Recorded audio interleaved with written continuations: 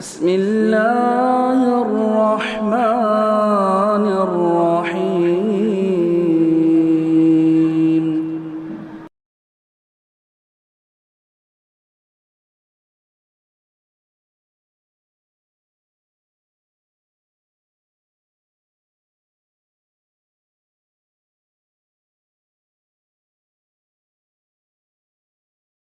الحمدللہ رب العالمین والصلاة والسلام علی سید المرسلین وعلی آلہ وصحبہ اجمعین ومن تبعہم بإحسان الی یوم الدین. اعوذ باللہ من الشیطان الرجیم. بسم اللہ الرحمن الرحیم. الف لام را کتاب انزلناہ الیک لتخرج الناس من الظلمات الی النور بإذن ربہم الی صراط العزیز الحمید. محترم حاضرین، ابو الانبیاء سیدنا ابراہیم علیہ الصلاۃ والسلام، ان کا تذکرہ ہر سال عید الاضحیٰ اور حج کے ارکان کے حوالے سے بار بار آتا ہے. آپ کی شخصیت اس لائق بھی ہے. آپ وہ شخصیت ہیں جن کے بارے میں سید المرسلین جناب محمد رسول اللہ صلی اللہ علیہ وسلم کو یہ حکم دیا گیا وَأَنِ اتَّبِعْ مِلَّةَ إِبْرَاهِيمَ حنیفہ. آپ ابراہیم کی ملت، ان کے طریقے کی پیروی کیجئے، یکسو ہو کر، معبودان باطلہ سے ہٹ کر، مائل ہو کر، صرف اللہ کی طرف متوجہ ہونے والا بن کر. جو ابراہیم علیہ السلام کی ملت تھی، یہ آپ کا شیوا اور طریقہ تھا، یعنی توحید کو خالص انداز میں اس کے تمام حقوق کے ساتھ اختیار کرنا. اور یہی وجہ ہے کہ اللہ رب العالمین نے ان کی تعریف میں بہت ساری باتیں قرآن مجید میں ذکر کی، اور اکثر اس بات کا ذکر کیا ما کان من المشرکین لم یک من المشرکین. وہ مشرکین میں سے نہیں تھے، وہ قانت تھے، اللہ کی نعمتوں کے شاکر تھے، اور انہوں نے توحید کے تقاضوں کو پورا کیا. اللہ نے ان کے درجے کو بلند کرتے کرتے انہیں خلت سے نوازا، اپنا خلیل بنایا، انہیں امامت سے نوازا، ابو الانبیاء بنا دیا. اور نبی کریم صلی اللہ علیہ وسلم کو بھی انہی کی اولاد میں، آپ کے بعد کوئی نبی آپ کی نسل کے باہر نہیں آیا. تمام انبیاء یا بنی اسرائیل میں آئے، اور ایک حضرت اسماعیل اور آپ کی نسل میں جناب محمد رسول اللہ صلی اللہ علیہ وسلم آئے. اس لیے کہ آپ کی زندگی کے نقوش ساری دنیا کے لیے نمونہ ہے. اور انبیاء میں سب سے اونچا درجہ جناب محمد رسول اللہ صلی اللہ علیہ وسلم کا ہے. پیغمبر سید المرسلین بنائے گئے، لیکن آپ کے بعد سب سے اونچا درجہ حضرت ابراہیم علیہ السلام کا ہے. آپ کو کئی خصوصیات حاصل ہے، دنیا میں بھی آخرت میں بھی. کئی چیزیں شریعت کی ایسی ہیں کہ حضرت ابراہیم سے پہلے کے انبیاء کو موقع نہیں ملا، لہٰذا سب سے پہلے آپ کو حکم دیا کہ جیسے ختنہ کرانا. اور کئی چیزیں قیامت کے دن سب سے پہلے آپ ہی کو لباس پہنایا جائے گا، جیسا کہ صحیح حدیثوں میں وارد ہے. اس لیے اللہ تبارک و تعالیٰ نے آپ کی شخصیت کو، سیرت کو، آپ کی توحید اور ملت کی نمونے ہونے کو ساری دنیا کے سامنے نمونہ بنا دیا، اور یہ تعلیم دی کہ آپ کی شخصیت کو یاد رکھا جائے. گویا ایک بات اس میں یہ بھی ہے کہ انبیاء کرام علیہ السلام کی زندگیوں کو، ان کے واقعات کو ہمارے سامنے پیش کیا گیا. یہ فطری طور سے انسان کی ایک ضرورت ہے کہ وہ اپنے لیے ایک اسوہ، نمونہ اور ایک مثال چاہتا ہے، جس کو دیکھ کر اسے تحریک ملے، اس کے پیچھے چلنے کا جذبہ ہو. اللہ رب العالمین نے انبیاء کرام علیہ السلام کے ذریعے سے اس ضرورت کو پورا کیا، اور جناب محمد رسول اللہ صلی اللہ علیہ وسلم کو آخری امت ساری دنیا کے لیے نمونہ، کامل نمونہ بنایا. لیکن خود حضرت ابراہیم، اللہ کے نبی صلی اللہ علیہ وسلم، اور پھر آپ کے واسطے سے امت کو بھی یہ تعلیم دی کہ سیدنا ابراہیم علیہ السلام کو یاد رکھا جائے. قربانی، ارکان اور مناسک حج کے ساتھ ساتھ قرآن مجید کی مختلف صورتوں میں آپ کے واقعات اور معاملات کا تذکرہ ہے، جس میں سے ایک یہ پوری سورہ ہے جس کا نام سورہ ابراہیم رکھا گیا. اس میں دیگر انبیاء کرام کے ساتھ ساتھ سیدنا ابراہیم علیہ السلام کے بھی کچھ معاملات کا، دعاؤں کا اور آپ کے کچھ کارناموں کا تذکرہ ہے. یہ میں نے گویا ایک طریقے سے اس سورہ کے وجہ تسمیہ کو بیان کیا کہ حضرت ابراہیم علیہ السلام اکیلے امت تھے، ہاں ایک نمونہ تھے تبلیغ میں بھی، توحید میں بھی، نعمتوں کا شکریہ ادا کرنے کے سلسلے میں بھی، لہٰذا پوری دنیا کے لیے آپ ایک نمونہ ہیں۔ اور آپ کے بعد یہ بھی ایک اہم اور حیرت انگیز بات ہے، نبی کریم صلی اللہ علیہ وسلم کے مخالفین جو آپ کی حیات طیبہ میں سامنے تھے، یہود، نصارہ، مشرکین، تینوں ہی قومیں ایسی تھیں جو حضرت ابراہیم علیہ السلام کا احترام کرتی تھی اور اپنے آپ کو ان کی طرف منسوب کرتی تھی۔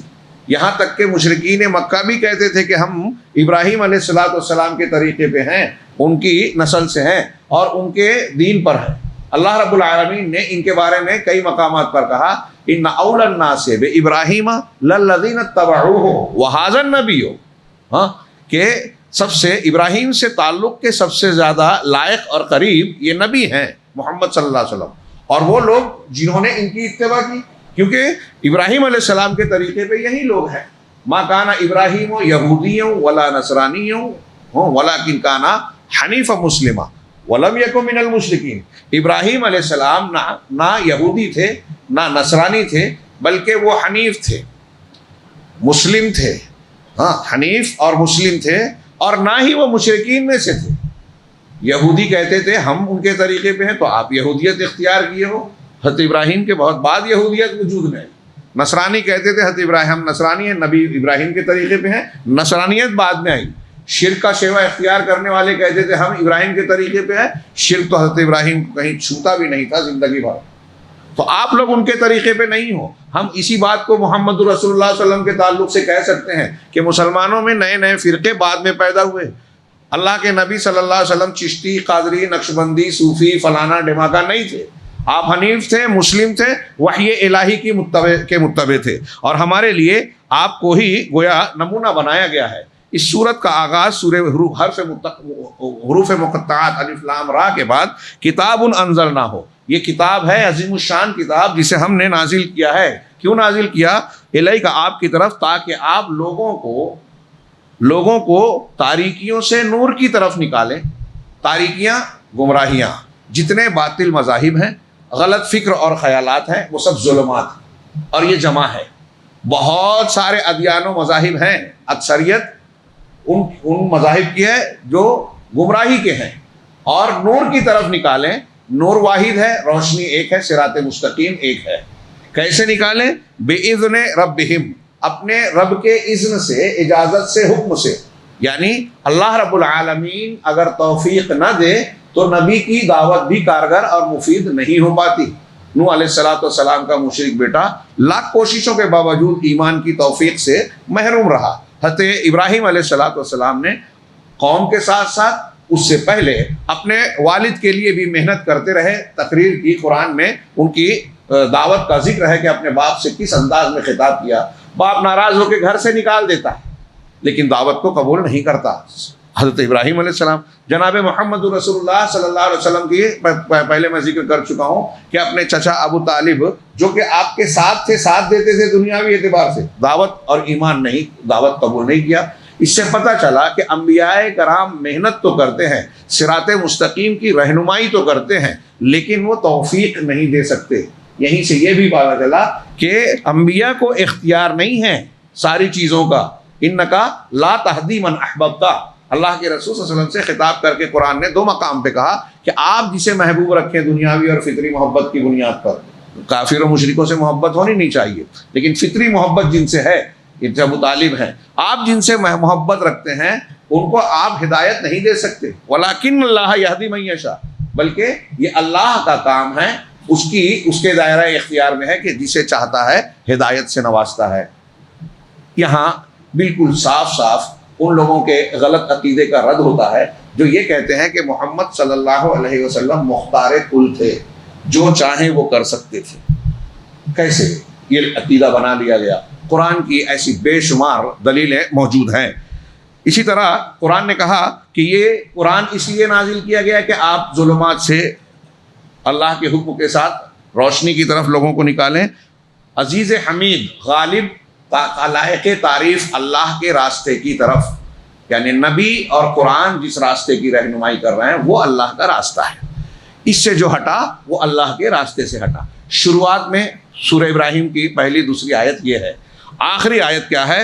ھذا بلاغ للناس، کہ یہ لوگوں کے لیے پیغام ہے، اطلاع نامہ ہے، فرمان ہے لوگوں کے لیے، وَلِيُنذَرُوا بِهِ، اور یہ اس لیے ہے تاکہ اس کے ذریعے سے لوگوں کو ڈرایا جائے، خوف دلایا جائے کہ اگر راہ راست سے ہٹے تو انجام بہت ہی خطرناک ہونے والا ہے، آنکھیں بند کر لو، غفلت کی زندگی گزار لو تو بچ جاؤ گے، ایسا نہیں ہے۔ وَلِيَعْلَمُوا أَنَّمَا هُوَ إِلَٰهٌ وَاحِدٌ، اور یہ بھی جان جائیں تاکہ اس کے ذریعے سے ڈرایا جائے اور یہ علم اور یقین حاصل ہو جائے، مانو کہ نہ مانو، ہاں یہ علم ہو جائے کہ الہ تو بس ایک ہی ہے، معبود ایک ہی ہے، وَلِيَذَّكَّرَ أُولُو الْأَلْبَابِ، تاکہ عقل مند لوگ سوچ سمجھ لیں، اچھی طرح جان جائیں، آنکھ بند کر کے گمراہی میں اور تاریکی میں نہ رہ جائیں۔ اب یہ جو ہے یہی مقصد جو بتایا گیا ہے تمام کتابوں کے نازل کرنے کا، یہی مقصد ہے کہ لوگوں کو رہنمائی کی جائے، اللہ رب العالمین کی طرف سے پیغام پہنچا کر اس کی طرف سے حجت پوری کر دے، کسی کے لیے کوئی عذر باقی نہ رہے، اور اس پیغام کو جب کوئی قبول کرے گا تو وہ ہدایت والا ہوگا، اس پر عمل کرے گا تقوی والا ہوگا، اور جو ہدایت اور تقوی والا ہوگا دنیا اور آخرت کی ساری بھلائیاں اور کامیابیاں اسی کو ملے گی۔ اس سورے کا محور رئیسی یعنی بنیادی موضوع جس کو کہا جا سکتا ہے، علماء نے استنباط کیا کہ جو انبیاء کرام اور رسولوں نے جو دعوتیں پیش کی وہ سب ایک ہی ہے، وحدت رسالت۔ ہاں اس میں شروع میں پہلا مضمون کے طور پر انہوں نے ذکر کیا کہ حقیقت و وحدت الرسالات وانہا اتت بالتوحید و عبادت اللہ وحدہ، کہ رسالات کی وحدت کی حقیقت ذکر کی گئی اس سورہ مبارکہ میں، اور یہ کہ انہوں نے جتنی بھی رسالتیں دنیا میں آئی ہیں، جتنے پیغمبر آئے ہیں، سب کی تعلیمات نے اللہ کی توحید اور اس کے اکیلے کی عبادت کا ذکر کیا ہے۔ یہاں اس میں تذکرہ نہیں ہے، لیکن آگے چل کے حضرت ابراہیم علیہ السلام کا ذکر جب آیا تو اس میں حضرت ابراہیم نے اللہ تعالیٰ سے جو دعائیں کی، پڑھیے اس کو، اور اس پس منظر میں جو تفسیر میں آپ کو روایات کی روشنی میں ملے گی کہ اللہ حضرت ابراہیم علیہ السلام جو ہیں وہ اللہ سے دعا مانگ رہے ہیں، رب اجعل ھذا البلد آمنا، پروردگار اس شہر کو، مکہ کو امن والا بنا دے۔ ہاں اس کے بعد کہا وَجْنُبْنِي وَبَنِيَّ أَن نَّعْبُدَ الْأَصْنَامَ، بہت ہی زبردست غور کرنے کا مقام ہے اس آیت کریمہ میں، وَجْنُبْنِي وَبَنِيَّ أَن نَّعْبُدَ الْأَصْنَامَ رَبِّ إِنَّهُنَّ أَضْلَلْنَ كَثِيرًا مِنَ النَّاسِ، کہ پروردگار مجھے اور میرے بیٹوں کو بتوں کی عبادت کرنے سے بچا۔ لفظی ترجمہ عبادت الاسنام، اسنام بت، مجھے اور میرے بیٹوں کو بت پرستی سے محفوظ رکھ، بچا۔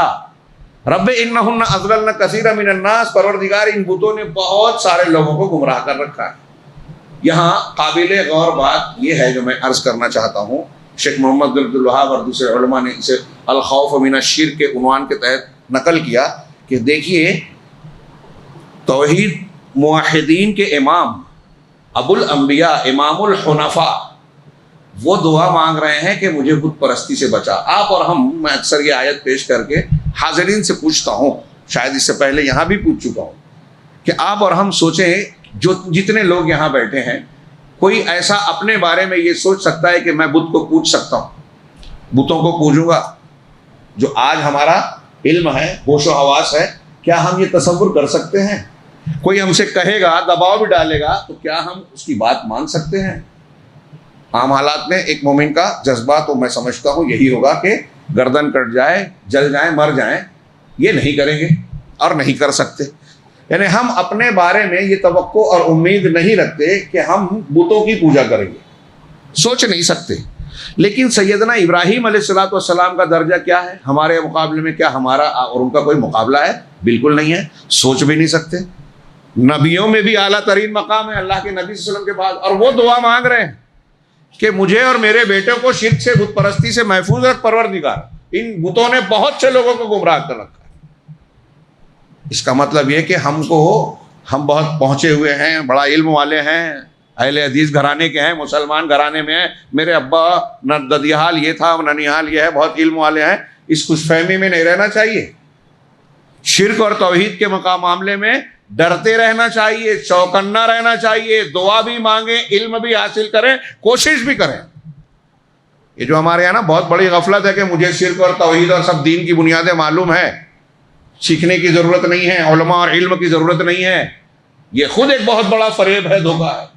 یہ دیکھیے امام الانبیاء، ہمیں اس میں تعلیم مل رہی ہے کہ جب سیدنا ابراہیم علیہ السلام جو بت شکن ہیں، بتوں کو توڑا، مشرکین سے لڑے، جس کی تھوڑی سی 5% بھی جرت ہمارے اندر نہیں ہے، ہم کتنا بھی بولیں کہ میں صرف اللہ سے ڈرتا ہوں، لیکن حضرت ابراہیم علیہ السلام اور انبیاء کی طرح بہادری ہم میں نہیں ہے، قطعی نہیں ہے۔ نمرود کے سامنے، قوم کے سامنے، گھر باپ کے سامنے کھڑے ہو کر آنکھوں میں آنکھیں ڈال کے، پنڈتوں کے سامنے بتوں کو توڑ کے بات کر رہے ہیں، مکالمے غور کیجیے، معمولی بہادری نہیں ہے یہ۔ باطل کے سامنے کھڑے ہو جانا، اس طرح لڑ جانا، اور پھر مجبور بالآخر جو ہے قوم کو چھوڑ دینا، یہ بہت بڑی جگر کی بات ہے۔ انبیاء کے علاوہ کوئی اتنا بہادر نہیں ہوتا، جس کا ایمان اور توحید جتنی اعلیٰ ہوگی وہ اتنا بہادر ہوتا ہے۔ سب سے اعلیٰ، سب سے بہادر انبیاء۔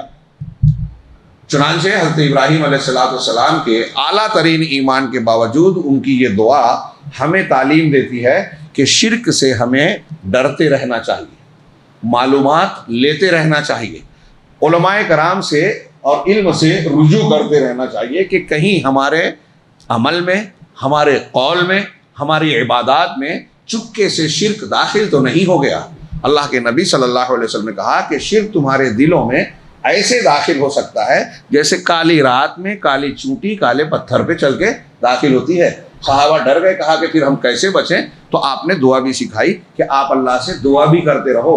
یہ ایک دعا حضرت ابراہیم کی ہے، اور یہ دعا جو اللہ کے رسول نے سکھائی، رب اللہم انی اعوذ بک من ان اشرک بک ما اعلم وما لا اعلم، اے اللہ میں جو جانتا ہوں اور جو نہیں جانتا، ایسا شرک کرنے سے میں تیری پناہ مانگتا ہوں کہ تو مجھے بچائے رکھ۔ کتنی اہم بات ہے، بنیادی بات ہے، کامیابی کے لیے سب سے بنیادی چیز ہے شرک سے بچنا۔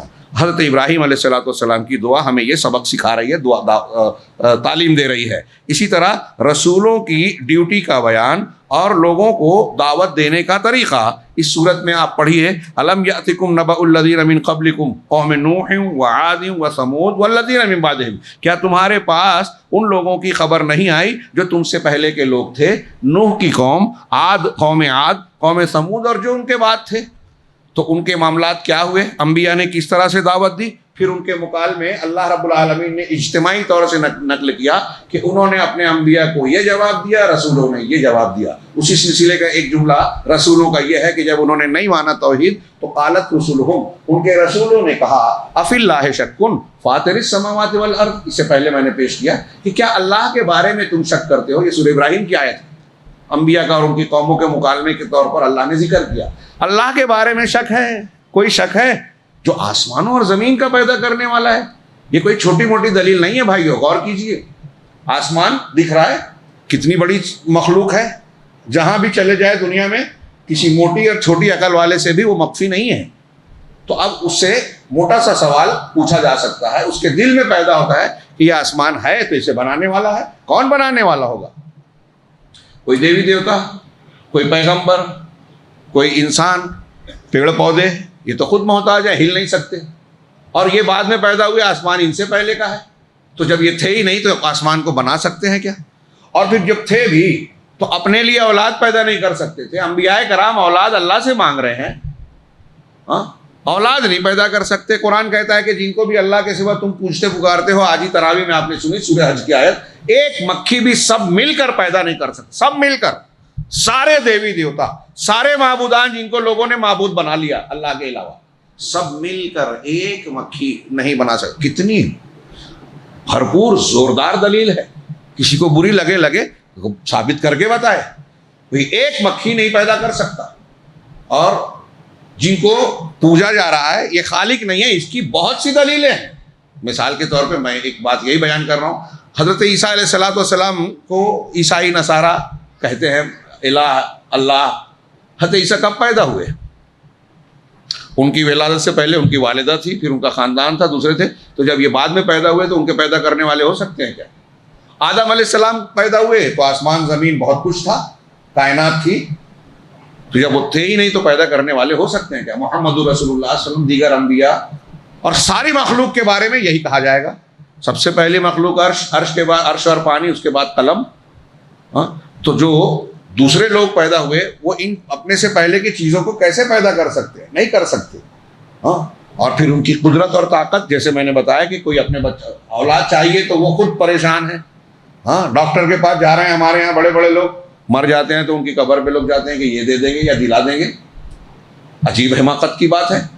تو اللہ تبارک و تعالی، اللہ کے رسولوں نے یہ سوال جو کیا نا، یہ بالکل نیچرل سوال ہے، اور اس سوال کو جو سادے انداز میں ہے ہم سرسری طور سے گزرتے ہیں. اگر آپ اس پر غور کریں تو غیر مسلم سے بات کرتے ہوئے اس کو آپ اس کی فہم اور اس کے سوچ بچار کے حساب سے پیش کریں تو یہ اس کو جو ہے ہلا دینے کے لیے کافی ہے. کہ تھوڑی دیر کے لیے بتائیے کہ آسمان اور زمین کا پیدا کرنے والا کون ہے؟ جن کو تم پوچھتے پکارتے ہو، یہ پتھر، یہ مورتیاں، یہ تو ہل نہیں سکتی، جواب نہیں دے سکتی. حضرت ابراہیم اور دوسری ان کی دعوت میں یہ بھی ہے کہ ابا جان آپ اس کی عبادت کیوں کرتے ہیں جو نہ سن سکتا ہے، نہ دیکھ سکتا ہے، نہ کسی کام آ سکتا ہے.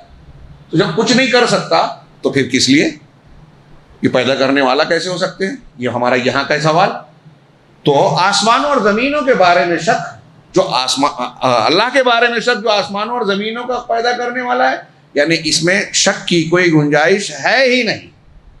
ہاں، یہ چیز ہے میرے سامنے جو مائک ہے، اس کا وجود جو میں سامنے رکھا ہوا ہوں، آپ میں سے کوئی بھی ہو، کتنی بھی موٹی عقل والا انسان ہو ہم میں، وہ یہ ایسا مان ہی نہیں سکتا کہ یہ خود سے یہاں آ گیا، بن گیا. یعنی اس سے پہلے کچھ واقعات بھی ذکر کیے.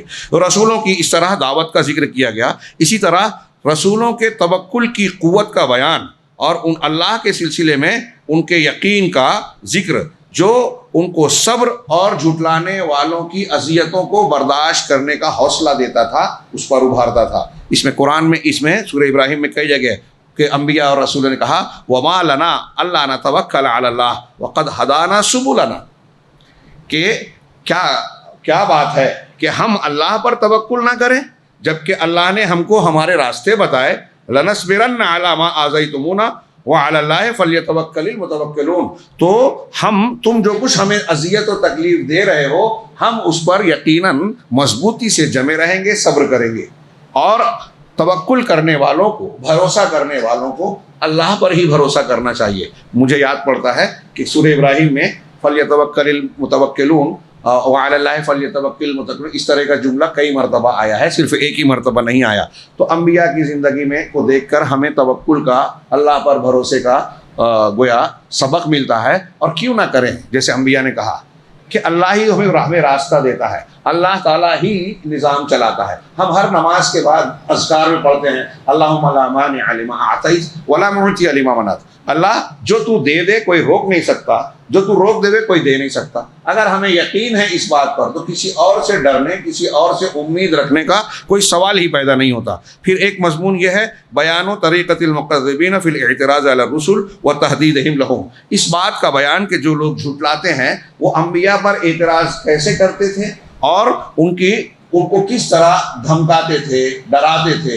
یہ باطل پرستوں کا طریقہ بھی ہمارے سامنے قرآن مجید میں ہے. جتنے باطل پرست ہیں ان کی روش یہی ہوتی ہے، دلائل سے بات نہیں کرتے، مہذب طریقہ نہیں ہوتے.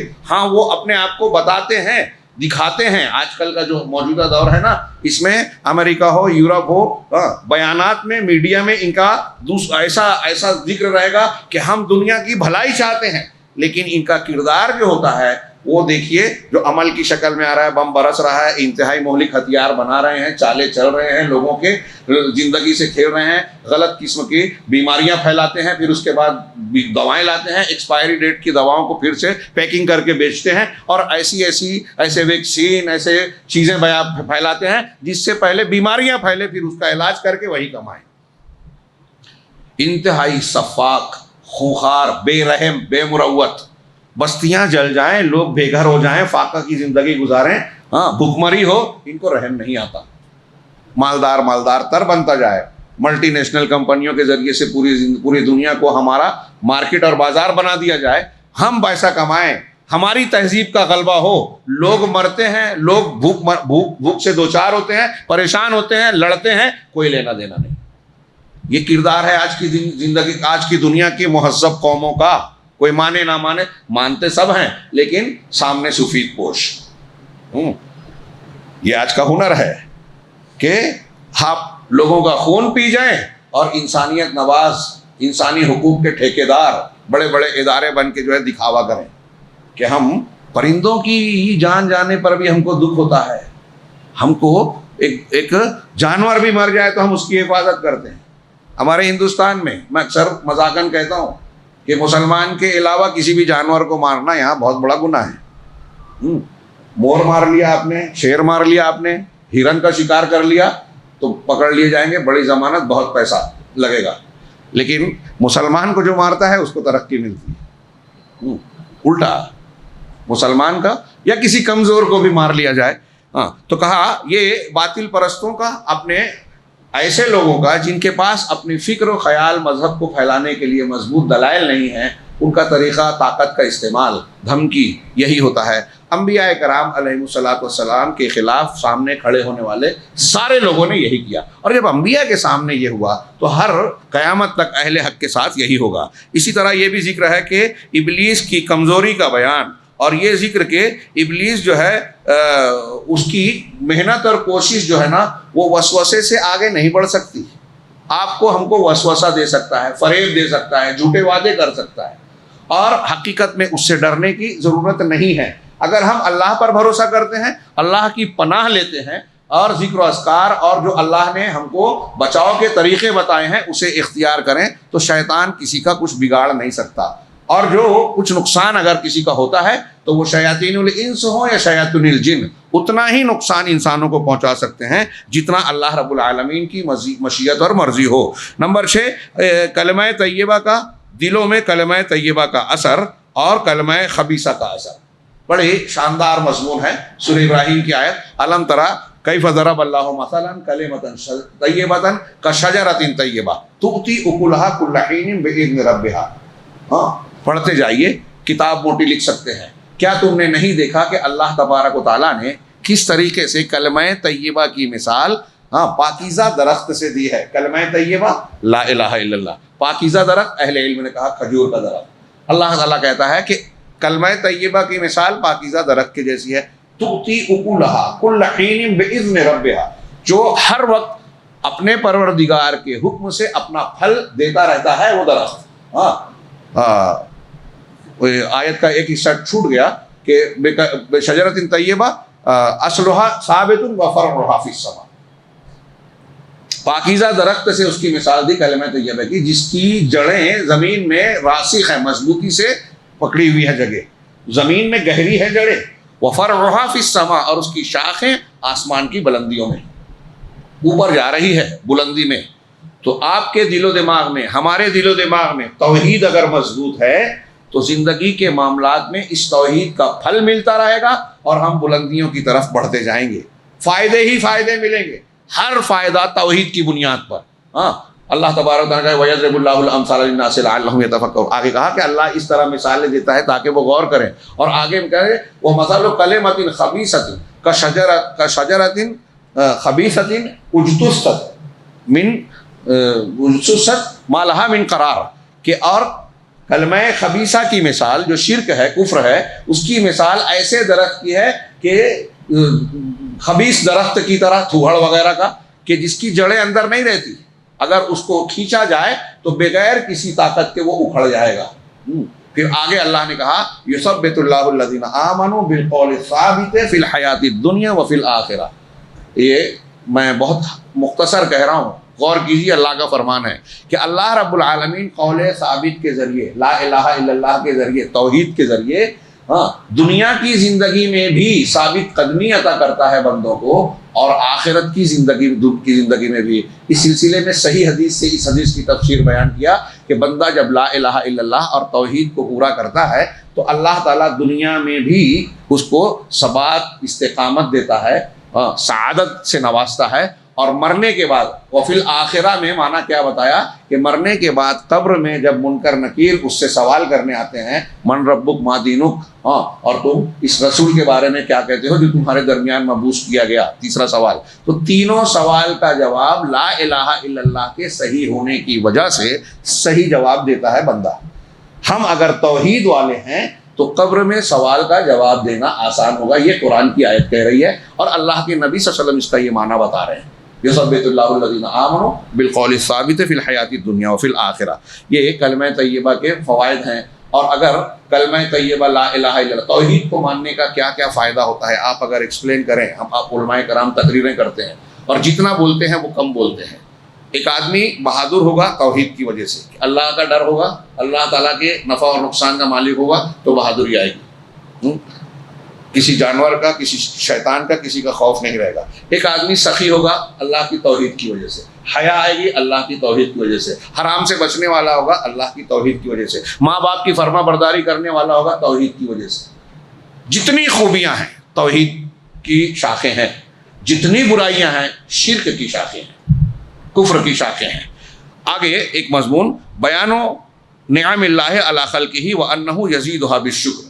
اس سورہ مبارکہ میں اللہ کی نعمتوں, مخلوق پر اللہ کی نعمتوں کا ذکر ہے. ایک کے بعد ایک ذکر کیا. اللہ نے سورج اور چاند کو تمہارے لیے مسخر کیا. سورج اور چاند مسلسل ایک دوسرے کے پیچھے آ رہے ہیں. اللہ نے اسے مسخر کیا, اسے مسخر کیا, اسے مسخر کیا.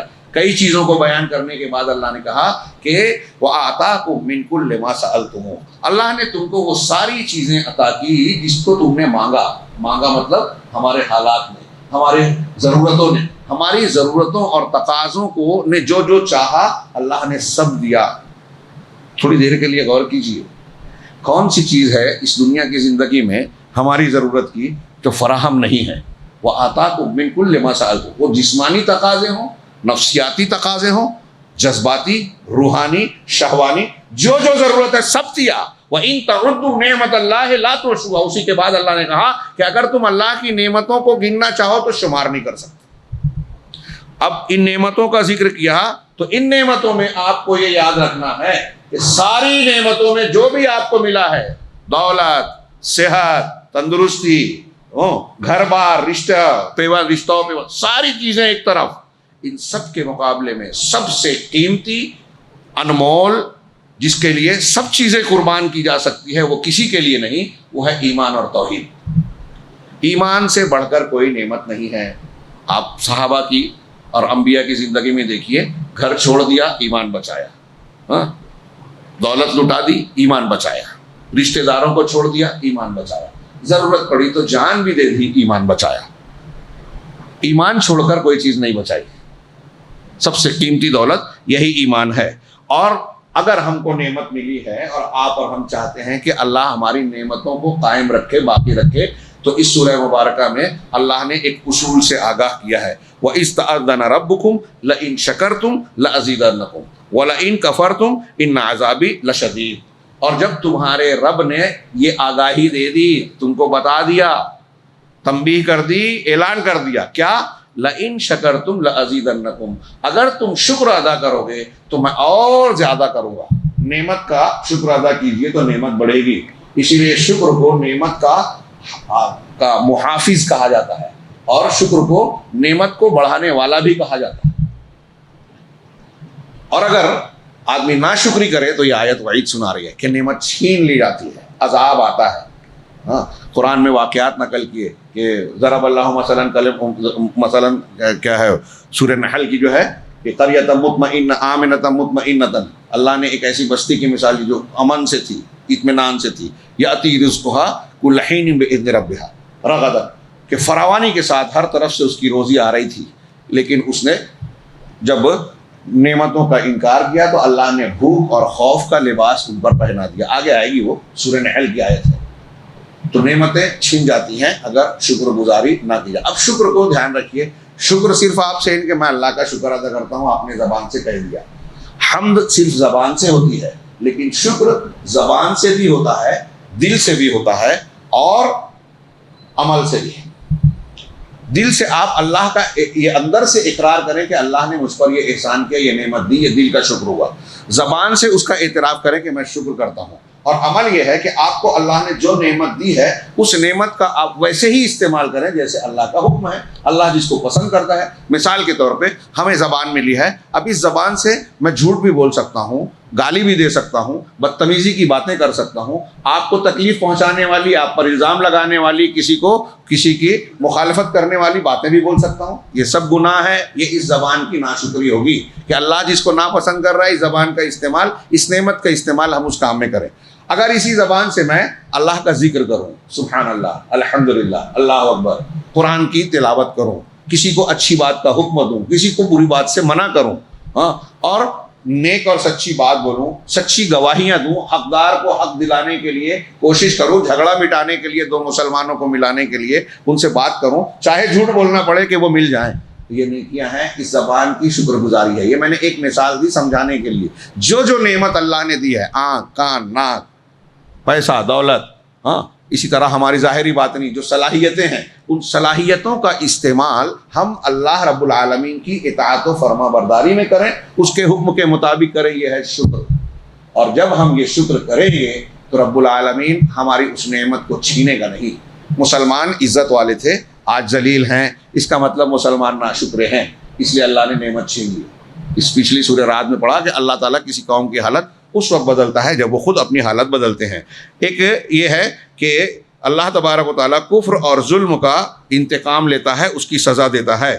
اللہ تبارک و تعالیٰ نے کفر اور شرک کرنے والوں کو اس سورہ مبارکہ میں شدید عذاب کی جو ہے وعید سنائی ہے، دنیا میں بھی کہ اللہ انتقام لینے والا ہے، اور آخرت میں بھی۔ بیچ میں بھی اللہ نے ایک جگہ فرمایا کہ وہ کیا آیت ہے یہاں حافظ ہے کوئی، وَيُسْقَىٰ مِن مَّاءٍ صَدِيدٍ، کہ اس کو پیپ کا کھولتا پانی، بدبودار، صدید اور غسلین کے بارے میں تشریحات ہیں کہ جہنمیوں کے بدن سے زخموں سے نکلنے والا انتہائی متعفن اور انتہائی گرم پانی، مادہ، یہ پینے کے لیے دیا جائے گا۔ وَيُسْقَىٰ مِن مَّاءٍ صَدِيدٍ يَتَجَرَّعُهُ، وہ گھونٹ بنا بنا کر پینے کی کوشش کرے گا، پینے کے لیے اب کچھ ہوگا نہیں، پیاس شدید ہوگی، زبردستی منہ کے پاس لائے گا، ہاں، ہونٹ پہ رکھے گا، ہونٹ کٹ جائے گا، منہ میں ڈالے گا، منہ کٹ جائے گا۔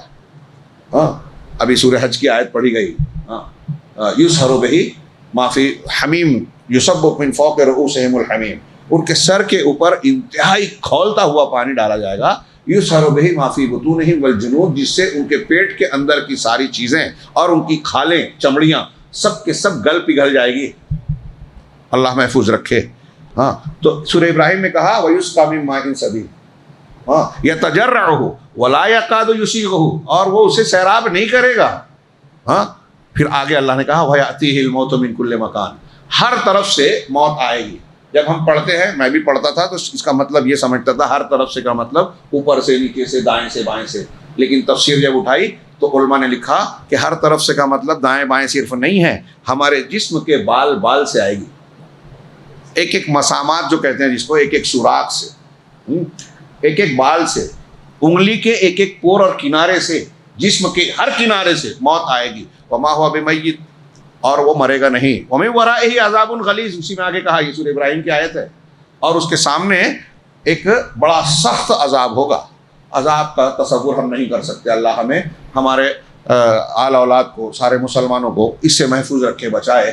اور اسی سورے کے آخر میں دیکھیے اللہ نے یہ وعید سنائی کہ اگر کوئی نہیں مانتا، سرابیلہم، مجھے آیت پڑھنے میں ذرا دقت ہو رہی کہ میں غلطی نہ کر دوں، سرابیلہم من قطران، ان کا جو قمیص ہوگی نا، وہ قطران کیا بولیں گے، ڈامر، آپ لوگ کیا کہتے ہیں، ڈامر کا ہوگا۔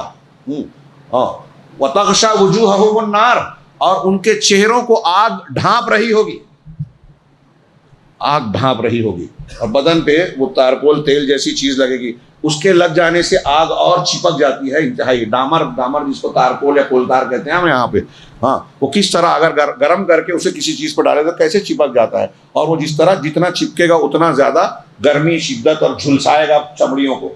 ہاں، موت نہیں آئے گی، موت پکارے گا، یہ اس طریقے سے معاملہ ہوگا، اور اس کے چہرے پر آگ ڈھانپی جا رہی ہوگی، آگ ہر طرف سے ہوگی۔ میں نے جمعہ کے خطبے میں ہلکا سا ذکر کیا، بہت سی باتیں رہ گئی، قرآن میں پڑھیے کہ آگ کا بچھونا ہوگا، آگ کا اوڑھنا ہوگا، آگ کا لباس ہوگا۔ سورہ حج کی آیت آج پڑھی گئی، آگ دلوں کے اندر، وما ادراک ما الحطمہ نار اللہ الموقدہ التی تطلع علی الافئدہ، اللہ کی بھڑکائی ہوئی شدید آگ ہے جو انسان کے دلوں تک گھستی جائے گی۔ التی نار اللہ الموقدہ التی تطلع علی الافئدہ انہا علیہم مؤصدہ، یہ ان پر بند ہوگی، کہیں سے کوئی راستہ نہیں ہوگا نکلنے کا۔ سورہ فرقان میں کہا کہ وہ بالکل تنگ سمٹ جائیں گے، جکڑے ہوئے ہوں گے۔ اللہ کی پناہ، تو اللہ حضرت سورہ ابراہیم میں اس کا بھی ذکر کیا گیا. اسی طرح اس سورہ مبارکہ میں نماز کی اہمیت بھی ظاہر ہوتی ہے. کچھ فوائد کا ذکر مختصر سا کہ نماز کی اہمیت کا ذکر بھی ہوتا ہے. حضرت ابراہیم علیہ الصلاۃ والسلام نے اللہ کے حکم سے جب اپنے بیوی بچے کو مکہ کی بے آب و گیاہ وادی میں چھوڑا تو وہاں سے ان کو چھوڑنے کے بعد جب چلے، جو بخاری کی حدیثوں میں ہے کہ چھوڑ کر جانے لگے تو والدہ نے حضرت ہاجرہ نے پوچھا کہ آپ کیوں چھوڑے جا رہے ہیں، کیوں چھوڑے؟ تیسری مرتبہ پوچھا کہ کیا اللہ نے حکم دیا ہے؟ تو سیدنا ابراہیم نے کہا ہاں اللہ نے یہ کہا ہے کہ میں یہاں چھوڑ دوں. اللہ نے کہا چھوڑ دیا. بیوی تھوڑی دیر کے لیے سوچئے، حیدرآباد کے باہر آپ اپنے کسی بچے یا بیوی کو یا عورت کو تنہا، جہاں جنگل ہے، تنہائی ہے، جانور آ سکتے ہیں، کھانے پینے کا نظم نہیں ہے، چھوڑ کر آئے. سوچے رات آئے گی، کیسا وقت گزرے گا، کیا تصور ہوگا؟ کیسے تھے ابراہیم علیہ السلام؟ یہ ہے توحید. اللہ نے کہا، سارے اندیشے، سارے عقل کی باتیں کنارے، اللہ نے کہا ہے ماننا ہے. بیوی بچے کو چھوڑ دیا. اور وہ بیوی بھی کیسی تھی؟ ماؤں بہنوں کو سننا چاہیے. جب انہوں نے کہا کہ اللہ کا حکم ہے تو کہا ٹھیک ہے. جب اللہ کا حکم ہے اذن، بخاری کی حدیث میں دیکھیے، ہماری ماں حضرت ابو ہریرہ یہ حدیث سنا کے کہتے تھے کہ یہ تمہاری ماں ہے جس کا یہ ایمان اور یہ جذبہ اور توکل تھا. انہوں نے جواب دیا ابراہیم علیہ السلام سے، اذن لا یضیعن اللہ، اگر ایسا ہے تو اللہ ہمیں ضائع نہیں کرے گا. یہ یقین ہے، توکل ہے. ہماری ماؤں بہنوں کو بھی ہونا چاہیے. گھر میں ایمان ہوگا تو یہ مضبوطی آئے گی، مسجد سے جڑیں گی، دین کی محنت ہوگی، تعلیم ہوگی، تو اللہ ہمیں ضائع نہیں کرے گا. اور ضائع نہیں کیا اللہ نے. آج نشانی آج تک دیکھ رہی ہے پوری دنیا کہ ان کے بچے کے پیر کی جگہ سے جو چشمہ پھوٹا. مکہ کی بے آب و گیاہ وادی جہاں آدم نہ آدم ذات، پرندے بھی نہیں رہتے تھے کیونکہ کوئی پیڑ پودا بھی نہیں تھا. زمزم نکلا. ہاں وہ جو پہاڑ صفا مروہ پہ دوڑ رہی تھی وہ حاجی اور عمرہ کرنے والوں کے لیے، معتمر کے لیے جو ہے حج کا اور عمرے کا رکن بنا دیا اللہ نے. ان کی اس ادا کو تازہ کیجئے. اور پھر حاجی کے لیے اور مسلمان مستطیعوں کے لیے قربانی کو سنت جاریہ بنا دیا اللہ نے اس امت میں بھی. خیر، تو اللہ تبارک و تعالیٰ نے اس پورے واقعے میں جب حضرت ابراہیم چھوڑ کر جانے لگے تو اللہ سے دعا کی، ربنا انی اسکنت من ذریتی، یہی سورہ ابراہیم میں، بواد غیر ذی زرع عند بیتک المحرم، کہ پروردگار میں نے اپنی ذریت کو تیرے گھر کے پاس، تیرے حرمت والے گھر کے پاس بسایا ہے، جو آگے گھر بننے والا ہے. کچھ لوگ کہتے ہیں کہ ابھی بنا نہیں تھا، بننے والا تھا. ہو سکتا ہے ابراہیم علیہ السلام کو پتا ہو. اور بھی کچھ توضیحات کی ہے کہ تیرے گھر کے پاس میں نے اپنے گھر والوں کو بسایا ہے. ربنا، کیوں بسایا ہے؟ ربنا لیقیموا الصلاۃ، کہ پروردگار اس لیے کہ وہ نماز قائم کرے.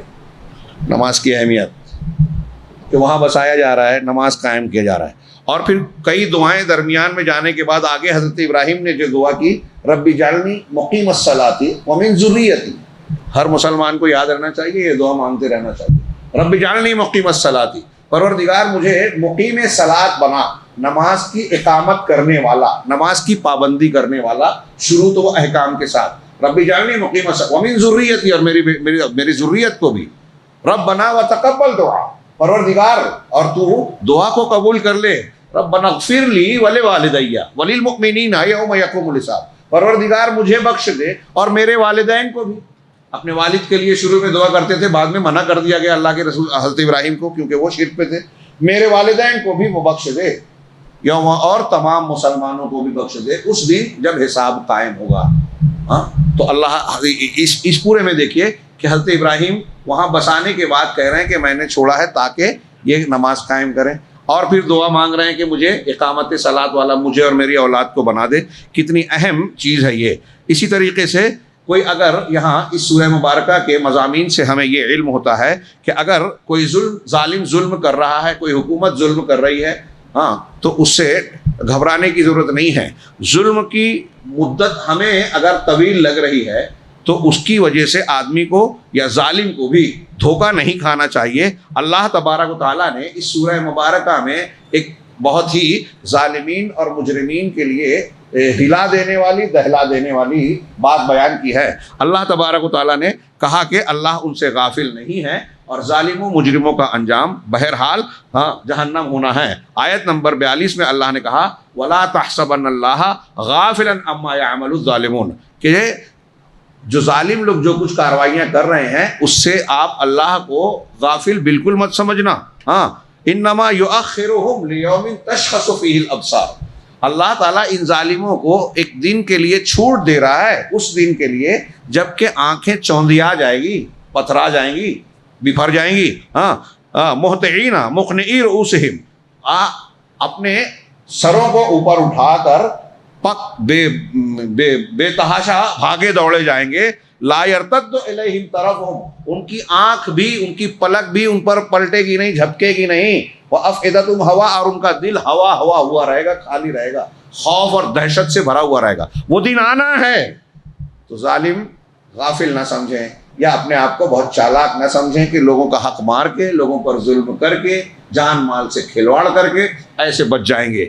اسی طریقے سے مما بدل الداعی من اسباب لہدایا مہما، کہہ رہے کہ اس میں یہ بھی معلوم پڑا جو میں نے شروع میں بیان کیا کہ کوئی داعی دعوت دینے والا اپنی کوئی بھی محنت کرے، کتنا بھی سمجھائے بجھائے، اس وقت تک اس کی دعوت فائدہ نہیں ہوگی جب تک اللہ کی توفیق نہ ملے۔ پہلی آیت کے بارے میں میں نے بتایا بِإِذْنِ رَبِّهِمْ، پروردگار کے حکم سے۔ خود اللہ کے نبی صلی اللہ علیہ وسلم نے کتنوں پر محنت کی، آپ نے ابو بکر کو بھی دین بتایا، ابو جہل کو بھی بتایا، ابو بکر صدیق رضی اللہ تعالیٰ عنہ کو توفیق ملی، ایمان لائے، اعلیٰ مقام پر گئے۔ ابو جہل نبی کی دعوت سے بھی ایمان کی کو نہیں اختیار کیا، اس لیے کہ اللہ کی طرف سے اس کو توفیق نہیں تھی۔ اسی طریقے سے کفار، اس سورہ مبارکہ میں ہمیں ایک سبق یہ ملتا ہے کہ اگر کفار اپنی زندگی میں کوئی اچھا عمل کر رہے ہیں، بھلائی کا عمل کر رہے ہیں، تو اس سے آپ کو دھوکہ کھانے اور اسے اس کی نمائشی چیز سے جو ہے دھوکہ کھا دینے کی ضرورت نہیں ہے، یا اس کو دیکھ کر کے آپ کو بہت پسند ہے،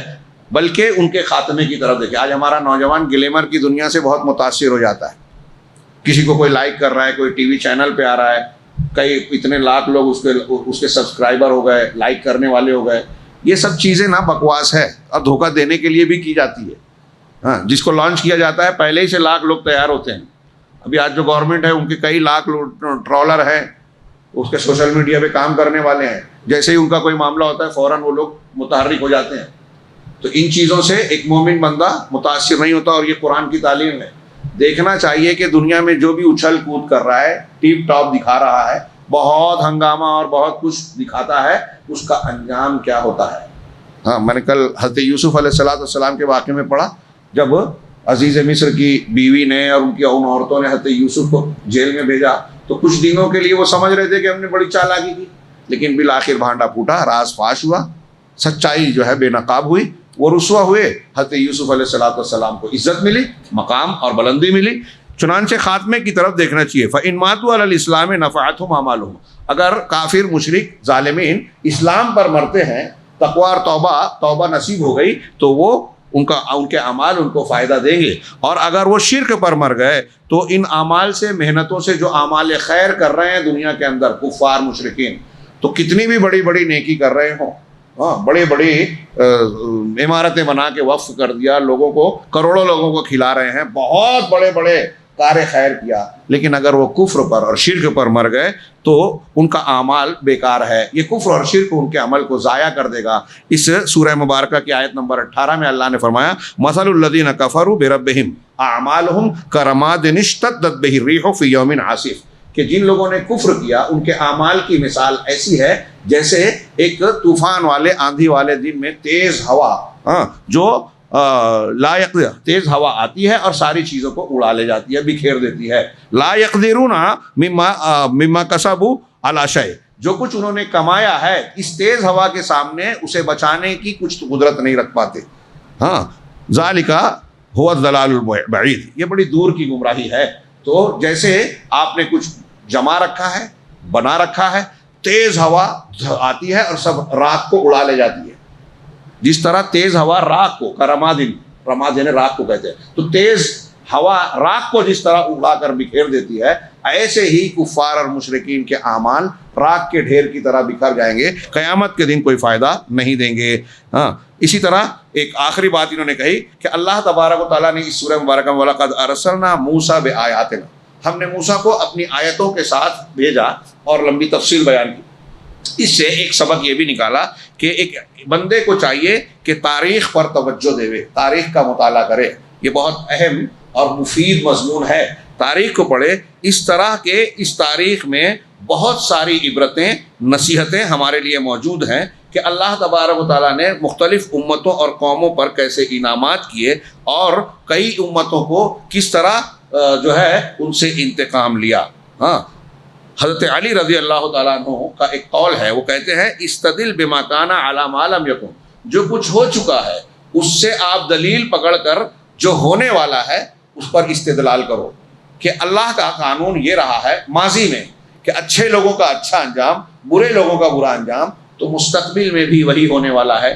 ہمارے درمیان اگر کوئی کردار تاریخ کے کسی کردار سے میل کھاتا ہے تو یہ یاد رکھیے کہ تاریخ میں اس کردار کے آدمی کا جو انجام ہوا تھا وہی اس کا بھی ہونے والا ہے۔ اس لیے کہ حضرت علی نے کہا فَإِنَّ الْأُمُورَ اشْتِبَاهٌ، امور ایک دوسرے سے ملتے جلتے ہیں۔ اللہ رب العالمین ہمیں خیر کی توفیق دے، علم کو سیکھنے اور اس پر عمل کرنے کی توفیق دے، اور اس کی برکت سے کامیابیوں سے نوازے۔ وآخر دعوانا ان الحمد للہ رب العالمین وصلی اللہ علیہ وسلم۔